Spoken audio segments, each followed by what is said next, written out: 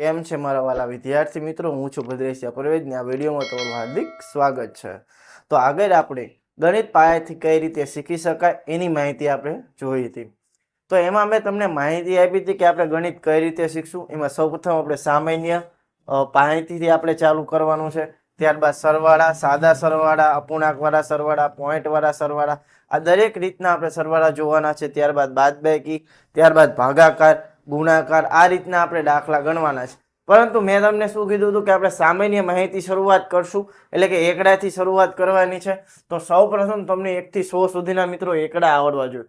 જો તમને એકડા ન આવડતા હોય તો મિત્રો આ તમને તમારી સામે મેં લખ્યા છે, આ એકડા શીખી લેજો. બરોબર, આ એકડા તમારી જાતે શીખવા પડશે, કઈ જ નથી મિત્રો. તમને નાનપણથી એકડા તો આવડતા જ હોવો જોઈએ.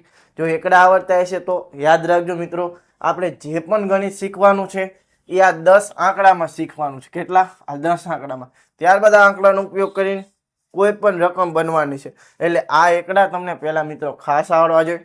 આ વિડીયોમાં મિત્રો આટલું જ છે. આ એકડા તમે મિત્રો શીખી લેજો. આગળના વિડીયોમાં આપણે જોવાનું છે સંખ્યા જ્ઞાન. સંખ્યા જ્ઞાન એટલે મિત્રો શું છે કે 1 થી 100 સુધી આપણને એકડા આવડતા હશે. આ રીતની રકમ હોય તો આપણે આ રકમને કઈ રીતે વાંચી શકીએ? 3856. પછી કોઈ બીજી મોટી રકમ હોય આવી, તો આને કઈ રીતે વાંચી શકીએ? 12356. એ વસ્તુ જોવાનું છે. આ વિડીયોમાં મિત્રો આટલું જ. આમાં કઈ બીજી માહિતી આપણે નથી દેવાની. આ 1 થી 100 સુધીના એકડા તમારા મિત્રો શીખી લેવાના છે. તો અહીં મિત્રો એટલું રાખીએ છીએ. આગળના વિડીયોમાં આપણે સંખ્યા જ્ઞાન સાથે મળવાનું છે, જેમાં હું તમને આ સંખ્યા કઈ રીતે લખી શકાય છે એની માહિતી આપવાનો છું. તો જો મિત્રો તમારે ગણિત સરળ રીતે શીખવું હોય અને પાસેથી શીખવું હોય તો વિડીયોમાં જોડાઈ રહેજો. અને આગળ તમને સંપૂર્ણ ગણિત એકદમ ફ્રીમાં હું ભણાવવાનો છું. તો અહીં એટલું રાખીએ છીએ. તો ચાલો બાય. જય હિન્દ, જય ભારત.